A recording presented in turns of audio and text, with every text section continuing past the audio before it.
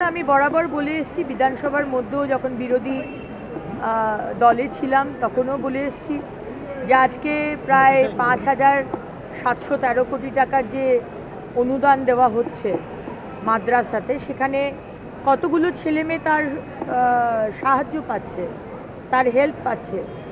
কতগুলো ছেলেমেয়ে doctor, engineer, IAS, IFS, IRS, scientist এগুলো হচ্ছে, এটা দেখা দরকার।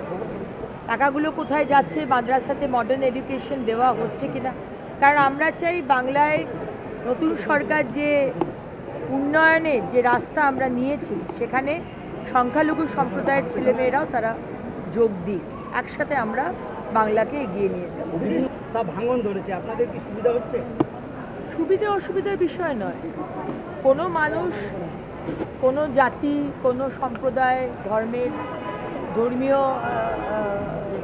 ভিত্তিতে, কোনো মানে রিলিজিয়ন বেসিসে কোনো সম্প্রদায় যদি কিছু না পায় সরকারের থেকে, দিনের পর দিন তাদেরকে শুধু ভোট ব্যাংকের জন্য ব্যবহার করা হয়, ইট ইজ ভেরি ন্যাচারাল যে তারা সেই দল থেকে সরে যাবে। কারণ ultimately end of the day একটা হিন্দু মহিলা যা চায়, একটা মুসলমান মহিলাও তাই চায়, একটা শিখ মহিলা বা খ্রিশ্চান মহিলাও তাই চায়, একটা শিখ ছেলে বা মুসলিম ছেলে বা হিন্দু ছেলে বা পার্সি ছেলে, জৈন ছেলে তাই চায়।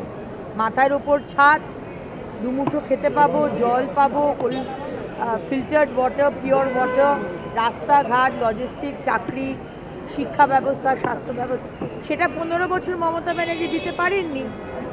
দেখতে পেলেন তো গতকাল মাননীয় রেলমন্ত্রী এসে এখানে নর্থ বেঙ্গল থেকে বুলেট ট্রেন শুরু হবে। যা যা রুকে রয়েছে এত বছর ধরে, যা করতে দেননি শুধু রাজনীতি করার জন্য।